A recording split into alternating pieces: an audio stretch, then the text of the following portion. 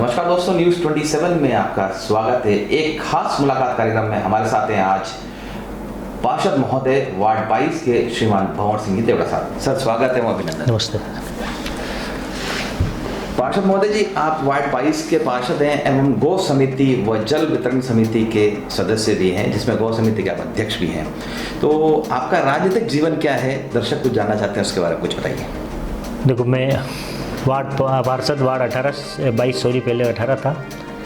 मेरा राजनीतिक जीवन तो देखो, मेरे परिवार, मेरे फादर जनसंघ से जुड़े हुए हैं और मैं वार्ड अध्यक्ष के नाते यहाँ से शुरुआत की थी जब वार्ड 7 था। रविंद्र जी श्रीमाली जब अध्यक्ष थे, उसके बाद में दक्षिण मंडल था, उसमें मंत्री रहे। जब मैं पारस जी सिंह जिला अध्यक्ष थे, उसके बाद मैं मंडल अध्यक्ष रहा, 2 बार अध्यक्ष रहा। उसके बाद 2 बार मैं जिला उपाध्यक्ष रहा हूँ। उसके बाद में 2004 में मैं वार्ड 6 से वहाँ से कच्ची बस्ती से चुनाव लड़ा। उसके बाद में मैं 2009 से वार्ड 18 से चुनाव लड़ा, विजय हुआ। और अभी वापस मैं 2020 में वापस चुनाव लड़ा हूँ। अभी आपकी मेहरबानी, सब आशीर्वाद लोगों से वापस पुनः विजय हुआ। ये हमारे साथ हैं आज एक खास मुलाकात कार्यक्रम में श्रीमान भंवर सिंह जी देवड़ा साहब, पार्षद महोदय वार्ड 22 से एवं गौ समिति के अध्यक्ष व जल वितरण समिति के सदस्य। सर, पहला सवाल मेरा आपसे ये बनता है कि लॉकडाउन का दरमियान सभी वर्गों के लोग एक दूसरे की मदद करने में लगे हुए हैं और आगे बढ़ चलकर हिस्सा ले रहे हैं। और जैसा कि आप गौ समिति के अध्यक्ष हैं, तो क्या आपने इन बेजुबान जानवरों के लिए इस महामारी के समय में भोजन और जल की किस तरह से व्यवस्था की है और व्यवस्था करते वक्त आपको किस तकलीफों का सामना करना पड़ा, ये बताइए। देखो, 27 तारीख से अपना 21 तारीख को अपना ये लॉकडाउन हुआ। और जैसे कि हमारे सबके मार्गदर्शन श्री गुलाब चंद कटारा साहब ने इस बारे में चर्चा की कि बेजुबान जानवरों के लिए, भाई इंसानों के तो सब भी मदद कर ही रहे हैं, इन लोगों के लिए, इन जानवरों के लिए अपन क्या कर सकते हैं। तो ये चर्चा हुई। गुलाब जी भाई साहब ने कहा क्यों ना इन बेजुबान जानवरों के लिए आपको कुछ करना है, आप जल्दी कीजिए। तुरंत ही उन्होंने एक आदेश किया, महापौर जी से बात की। इस 28 तारीख से 27 तारीख से हमारे 28-21 को लागू हुआ। 2-3 दिन बाद ही हमने ये कोविड के अंतर्गत ये चारा महापौर जी ने लिया। पर डे 18 से 20 और 22 क्विंटल हरा रच का इस उदयपुर क्षेत्र में, नगर निगम क्षेत्र में करीब जहाँ हम आवश्यकता थी जानवरों की, जिस हिसाब से थी, किसी वार्ड में ज़्यादा थी तो ज़्यादा डाला, जिसमें कम थी कम डाला। पूरी व्यवस्था हमने जानवरों के लिए की है, नगर निगम ने की। जैसा कि गर्मियों का समय अभी चल रहा है और सूरज पूरी प्रचंडता से अपनी गर्मी पृथ्वी पर दे रहे हैं, तो आप इन बेजुबान जानवरों के लिए जल आपूर्ति किस तरह से कर पाते हैं? क्योंकि आप गौ समिति के अध्यक्ष होने के साथ में जल वितरण समिति के सदस्य भी, ये दायित्व भी आपके पास है।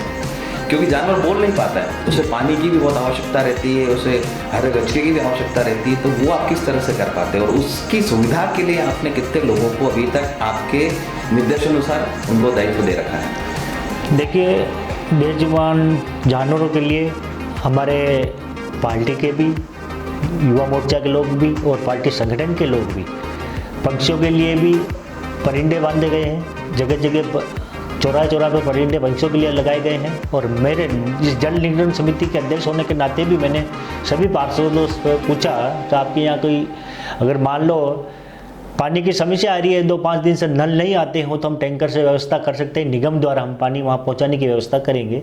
2-3 वार्ड में जरूर हमने कुछ ऐसी व्यवस्था की है, लेकिन ज़्यादा किसी वार्डों के अंदर ऐसी दिक्कत नहीं आई है पानी की। और रही बात दूसरों निगम क्षेत्र के अंदर, कहीं ना उसके अंदर हमारे पूरी बढ़िया सब व्यवस्था है। वहाँ कुंड बना रखे हैं, डेली पानी, ताज़ा पानी टैंक के द्वारा डोला जा रहा है, उसमें चूना वूना लगा के उसके अंदर, जिससे कि कैल्शियम की कमी न हो जानवरों को, पूरी तरह स्वच्छ पानी उनको उपलब्ध करवाया जा रहा है 24 घंटे उनके लिए। कुंड साफ़ करते हैं, डेली का डेली साफ़ होता है पानी का कुंड, और बढ़िया व्यवस्था करके। जी, ये तो बात रही हमारे पार्षद महोदय की, जो कि गौ समिति के अध्यक्ष भी हैं और जल वितरण समिति का दायित्व भी इनके पास है। अब अपन बात करते हैं कि पार्षद होने के नाते वार्ड 22 की जनता के लिए इनके क्या दायित्व बनते हैं और इन्होंने उनके लिए क्या किया। आप ये बताइए कि अभी इस महामारी के समय में लॉकडाउन है और जहां कहीं पे भी अगर कोविड-19 का पॉजिटिव आता है तो उस एरिया को कुछ समय के लिए 14 दिन के लिए 7 दिन के लिए कर्फ्यूग्रस्त किया जाता है। वहाँ पर सिर्फ आवश्यक वस्तुओं की ही पूर्ति की जाती है, जिसमें जल हुआ, भोजन हुआ, दूध हुआ और चिकित्सा कर्मी हुए। तो आपने इस महामारी के समय में आपने वार्ड 22 की जनता के लिए कितनी बार दौरा किया और उनकी कितनी समस्याओं का निवारण किया, हल किया आपने? देखिए सर, रही बात इस कोविड-19 की जो बात कर रहे हैं, भगवान की दया से मैं तो ये कहता हूँ कि उदयपुर में ये बिल्कुल ही ख़त्म हो, पूरे हिंदुस्तान में ख़त्म हो। लेकिन मैं मेरी वार्ड की बात करता हूँ तो ईश्वर की, ऊपर वाले की देन है, अभी तक तो कोई एक भी पॉजिटिव नहीं आया है और आगे भी भगवान चाहे तो नहीं आए, यही मैं कामना करता हूँ। रही बात, अगर मैं अपने मुँह से क्या तारीफ़ करूँगा, आपके वार्ड में घूमिए, आप घूम के आइए, मेरे लिए आप दूसरों से पूछेंगे तो अच्छा लगेगा। और पर्सनली मेरी बस्ती है, अखाड़ा बस्ती है, अर्जन बस्ती है, मेघवाल बस्ती है, उसके अंदर में पर्सनल मेरे हिसाब से मैंने 150 किट तो मैंने बांटे हैं। 50 किट 2 बार नगर निगम के द्वारा आए हैं, वो किट भी मैंने पूरे वार्ड क्षेत्र में जिसकी आवश्यकता थी, कोई मध्यम वर्गीय के परिवार को भी दिए गए हैं, गरीब वर्ग के परिवार को भी दिए गए हैं। जिसके पास राशन का कार्ड नहीं मिल रहा है, राशन चेक किया, उनका राशन चेक करके उनको वास्तविकता में उनको ज़रूरत है उनको भी दिया है। इस तरीके से करीब करीब मेरे इस वार्ड में मैं ये सोचता हूँ कि किसी को भी इस महामारी के अंदर मैंने उसको या मेरी नगर निगम ने उसको कभी तकलीफ नहीं आने दी, ये मैं कह सकता हूँ। तो देखा जाता है कि वार्ड 22 के पार्षद श्रीमान भंवर सिंह देवड़ा साहब ने बताया कि उन्होंने अभी तक किसी को भी खाली हाथ नहीं लौटाया है। इनके कई दायित्व हैं, इनके पास जल वितरण समिति है, इनके पास गौ समिति के अध्यक्ष भी हैं ये, और वार्ड 22 के ये पार्षद भी हैं। ऐसे कई सवाल हमारे जहन में और जनता के जहन में है जो इनसे भी हम पूछेंगे। आप मुझे सर एक बात और बताइए कि पार्षद होने के नाते आपने कई बार अपने वार्ड का दौरा तो किया है और उनको भोजन और अन्य आवश्यक वस्तुओं का भी जल्द से जल्द उन तक पहुंचाया भी है। आप भाजपा पार्टी से जुड़े हुए हैं, तो इस लॉकडाउन के दौरान में पार्टी ने आपको किस तरह से मदद की है कि आप बढ़ चढ़कर आपकी जनता के लिए, आपके वार्ड 22 की जनता के लिए वो सभी आवश्यक वस्तुओं की पूर्ति करवावें, जिसमें जल हो, भोजन हो, चिकित्सा हो। तो भाजपा से जुड़े हुए बड़े पदाधिकारियों ने आपको किस तरह से मदद करी और उनका आपने किस तरह से पालना करके आपने जनता को राहत पहुंचाई, इसके बारे में बताइए। देखो, प्रथम बार स्ट्रिक्टली कर्फ्यू था, लोग बिल्कुल बाहर नहीं निकल सकते थे। इस बार उसी दरमियान हमारे मंडल अध्यक्ष दीपक जी बोलिया, हमारे जिला अध्यक्ष जी रविंद्र श्रीमाली साहब के नेतृत्व में हमारे एक मंडल का अलग ही एक रसोड़ा चलाया है, अभी भी चल रहा है, जहाँ ये निगम के द्वारा उसको वितरित कर रहे हैं। लेकिन उसी दरमियान मेरे इस वार्ड के अंदर में 70 पैकेट सुबह और 70 पैकेट शाम को, सब लगभग 140-150 पैकेट खाने के वे डेली वहाँ से निगम द्वारा, हमारे भारतीय जनता पार्टी द्वारा इस मंडल अध्यक्ष के इस मंडल में मेरे वार्ड में मैं वितरित करता था डेली के डेली। जी, अब अपन बात करते हैं स्वास्थ्य की। जी, आप वार्ड 22 के पार्षद हैं, गौ समिति के अध्यक्ष हैं और जल आपूर्ति में, तीनों में स्वास्थ्य का एक बहुत बड़ा महत्व होता है। बेजुबान जानवर अपनी बीमारी को बता नहीं सकता, वो सिर्फ कहरा सकता है। इस गर्मी में, इस महामारी के दौरान में आपके काइन हाउस के अंदर बेजुबान जानवरों के लिए चिकित्सा की किस तरह की व्यवस्था की गई है? कितनी बार वहाँ पर चिकित्सक आते हैं? अगर आपके पास वहाँ दवाइयों की पूर्ति है तो कौन सी दवाइयाँ उनको समय पर दी जाती है, उसके बारे में कुछ बताइए। देखो, विगत कई दिनों से भी है, मेरे कार्यकाल से पहले भी और अभी भी एक डॉक्टर फिक्स कर रखा है, डेली विजिट करते हैं सुबह। और उनका बीमार होती है उनके लिए ये नॉर्मल जो दवाइयाँ होती है वो तो रेगुलर रहती है, हमारे निगम से द्वारा उपलब्ध करवाई जाती है। और जिसकी दवाइयों की ज़रूरत ज़्यादा होती है, किसी गाय मान लो उसके बहुत ज़्यादा किसी ट्रीटमेंट की ज़रूरत है या ऑपरेशन की ज़रूरत है, तो अभी हमने वहाँ पे एक पोस्टमार्टम के लिए भी बनाया है, एक ट्रीटमेंट प्लांट भी बनाया है, अलग से एक व्यवस्था की है जिसका हम अनावरण बहुत जल्दी करने वाले हैं। उसके अलावा हमने मवेशियों के लिए डेली जो कंपाउंडर भी आ रहा है, डॉक्टर भी आता है, और उसके अलावा पशु आहार की व्यवस्था हम कर रहे हैं।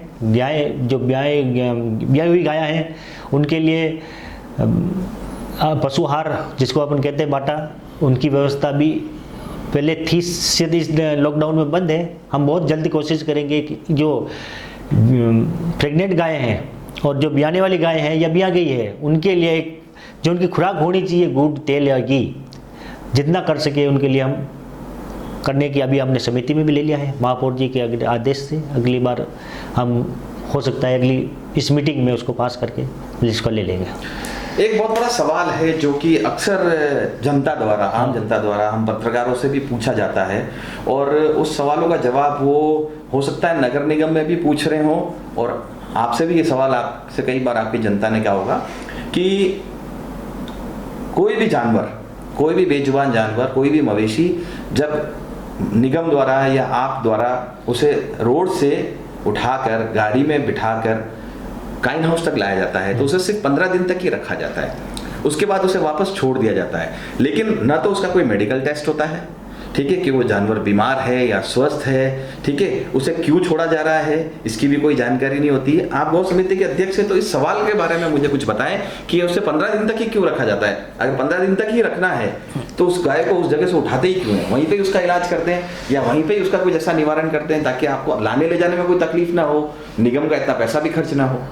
आपका सवाल बहुत सही है, अच्छा सवाल है, लेकिन राज्य सरकार की गाइडलाइन ये है कि 15 दिन तक तो उसका अगर मालिक आ जाता है, 15 दिन इंतजार इसलिए करते पड़ता है कि उसका मालिक अगर आ जाए तो उसको वापस उसको पेनल्टी लेकिन उसको वापस सुपुर्द कर दें। लेकिन 15 दिन बाद भी नहीं आता, हम ज़्यादा से गाय को हम कम छोड़ते हैं, बैलों को ज़्यादा छोड़ देते हैं। 7 दिन बाद बैलों को एनिमल बहुत ही कम, 99% तो कोई लेने नहीं आता है। फिर भी हम उसको 1 महीना भर तो रखते हैं बैलों को, कोई ले जाए वापस। लेकिन इस हमारे वहाँ पे स्थिति ये होगी है कि इसकी कैपेसिटी है 300 की है, वहाँ 400-500 हो जाते हैं, तो वहाँ एक दूसरे से बहुत ज़्यादा कोई मारना करना हो जाता है, उसमें ज़्यादा घायल भी हो जाते हैं बहुत सारे मवेशी। इसलिए हमें मजबूरन उनको ये गौशाला बाहर चारागाह भूमि है उसमें ये निगम को छोड़ना पड़ता है गाय। ये राज्य सरकार की गाइडलाइन के अनुसार हम उनको 15 दिन से हम 1 महीना 2 महीना इंतजार करते हैं, 2 महीना बाद भी नहीं लेने आते हैं कोई, तो वहाँ पे बहुत ज़्यादा कैपेसिटी हो जाने से हम उनको बाहर छोड़ने का मजबूरी होती थी। आपकी ये मजबूरी समझ में आती है पार्षद महोदय, लेकिन कहीं ना कहीं ये देखा गया है कि जहाँ चारागाह जमीन की आप बात कर रहे हैं, ऐसी कौन सी चारागाह जमीन है जहाँ पर गायों को और मवेशियों को, बैलों को भरपूर चारा मिलता हो? क्योंकि अब सब जगह बड़े बड़े भवन बनने लगे हैं, बिल्डिंगें बनने लगी है और ज़मीनों के ऊपर बाउंड्री वॉल्स हो गई हैं, तो मुझे नहीं लगता कि कहीं ना कहीं चारागाह जमीन इनके लिए पूरी चारा की आपूर्ति कर पाती होगी। तो जिन बैलों को या जिन मवेशियों को आप लोग छोड़ते हैं उनके लिए खान पान की क्या व्यवस्था करते हैं, उनकी चिकित्सा की क्या व्यवस्था होती है? कि आपने वहाँ से अपनी काइन हाउस से बाहर निकाला और आपकी दायित्व खत्म, ऐसा? देखो, जिम्मेदारी से भटकना नहीं चाहिए, न मैं भटकता हूँ। मेरी भी जिम्मेदारी होती है कि उस गाय को अपन वहाँ छोड़ रहे हैं तो किस हालात में है और कैसा क्या, इस बात का मैंने रिसर्च भी किया है, मैंने उधर गया भी हूँ। और रही बात आप जो बता रहे हैं कि चारागाह भूमि पहले वहाँ पे 1500 बीघा ज़मीन थी, 2000 बीघा, अब वहाँ पूरा टोटली दक्षिण विस्तार बन चुका है, IIM बन चुका है, वहाँ पे जगह नहीं है। तो ये बात मैंने कमिश्नर साहब से भी अवगत करा चुका हूँ, महापौर जी से भी अवगत कर चुका हूँ, महापौर जी से करा चुका हूँ कि वहाँ पे अपन छोड़ेंगे उनके लिए, या तो छोड़ो कोई बात नहीं, लेकिन वहाँ पे भी अपन कोई चारे की ऐसी कोई व्यवस्था करेंगे। लेकिन उन्होंने ये कहा है कि अभी अपन को कुछ दिन हो सकता है अपन कम क्वान्टिटी में छोड़ें। अब उमेश्वर जी की तरफ हमारे 250-300 बीघा ज़मीन अलॉट होने की है, अगर वो अलॉट हो जाती है तो हम एक ओपन पूरी से कह सकते हैं ओपन गौशाला बाउंड्री बना कर उसमें हम व्यवस्था वहाँ करने की, जितने इसके अलावा फिर उसमें 1000 या 1500 मवेशी भी आएंगे, 2000 मवेशी भी आएंगे तो वहाँ अपन रख सकते हैं, खाने पीने की व्यवस्था कर सकते हैं। लेकिन इस बारे में आपका सोचना और मेरा सोचना, एक किसी जानवर को पानी और गाय चारा पानी अगर अपन व्यवस्था नहीं करा सकते हैं तो उनको छोड़ना भी नहीं चाहिए। अब अपन बात करते हैं गौ समिति के अध्यक्ष होने के नाते आपको सरकार द्वारा एक बजट पारित किया जाता है। बजट के अंदर ये बताया जाता है कि आपको ये बजट इस गौ समिति के अंदर इस विषय वस्तुओं के ऊपर खर्च करना है। आपका कितना बजट आता है, आप कितने बजट को अभी तक खर्च कर चुके हैं और आपका आगामी जो विवरण है वो क्या है कि आप इस बजट को किस तरह से इस गौ समिति के लिए करेंगे? क्योंकि बजट एक सीमित दायरे के लिए होता है, उसके बाद वो बजट लैप्स हो जाता है सरकारी नियमों के अनुसार। तो अभी तक आपने कितना इसका उपयोग कर लिया है? और जनता ये जानना चाहती है कि क्या जो मवेशी, जो दुधारू गाय हैं, जो गाय गर्भवती हैं या जो बैल हैं जो उम्र दराज हो गए हैं, उनकी जानो माल की रक्षा के लिए, उनकी रक्षा के लिए आप किस तरह से एक गौ समिति के अध्यक्ष के रूप में उनके लिए आप कुछ कर पाएंगे, उसके बारे में कुछ बताइए। देखिए, हमारे इस टेंडर प्रक्रिया के अंदर एक नियम के अनुसार तो पर मवेशी 10 किलो घास, हरी घास शाम को खिलाते हैं और 10 ही किलो सूखला जिसे कहते हैं सूखला सुबह खिलाते हैं। 20 किलो पर डे एक गाय के लिए, चाहे बैल हो या गाय हो। उसके अलावा छोटे जो बछड़े होते हैं साल भर के अंदर, 2 साल 1.5 साल के अंदर अंदर के, उसके लिए हम 5 किलो सूखा और 5 किलो गीला, ये दिन के। तो उस क्वांटिटी के हिसाब से इनका बिल बनता है। उसके अंदर हम कांटा बन जाएंगे, कांटे होंगे। उसके अलावा जितने आज 200 है या 300 है तो 300 के हिसाब से उसका डेली जितना चारा होगा उस हिसाब से उसका महीने भर से उसका भुगतान किया जाता है। ये तो रही चारे की बात। अब आपने मेरे प्रश्न का शायद सही ढंग से आकलन नहीं किया। मैं कहना चाह रहा था कि आपका बजट कितना आता है? मेरा बजट, देखो एक्चुअली क्या है कि मेरा बजट तो गाय के ऊपर, खाली गाय खर्च करके खाने पीने का खर्च है 1 करोड़ 60 लाख का लमसम साल का रहता है। बाकी उसके अंदर बहुत सारे कंस्ट्रक्शन काम भी रहता है, जिसके अंदर कुछ 1-2 शेड और बनाने हैं, 1-2 बन भी रहे हैं, टीन शेड बनाना है, रिपेयरिंग का है, कलर का, ये अलग से होता है। करीब 2-3 करोड़ साल के हो जाते हैं, दूसरे इसके अलावा छोड़ के करेंगे तो।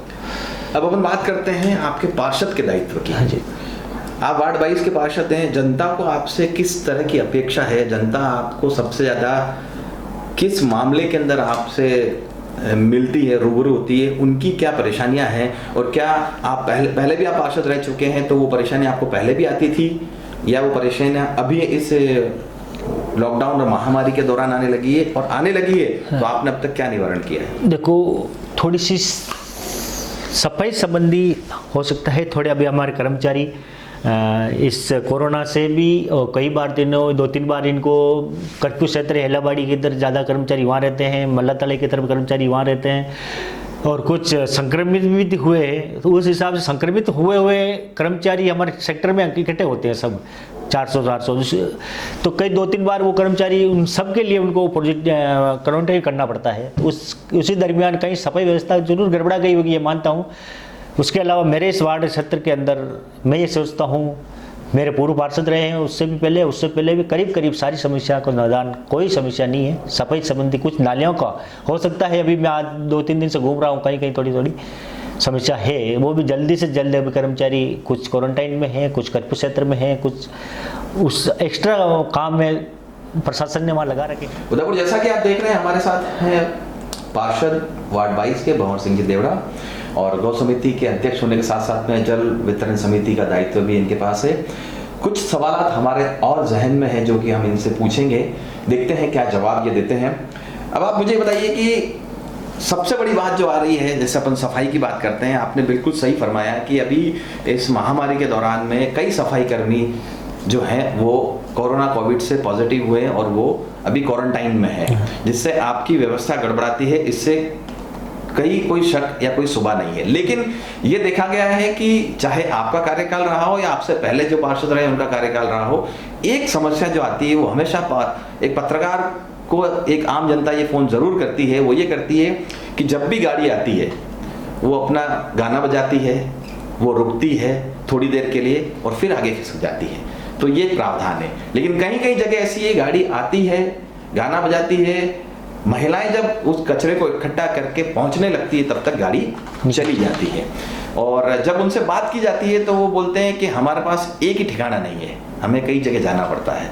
इससे कई शिकायतें पूर्व पार्षद के पास भी आई है, हमारे पास भी आई है। तो आपके कार्यकाल में क्या ये शिकायत जारी रहेगी या ऐसे भी आप दूर करने का प्रयास करेंगे?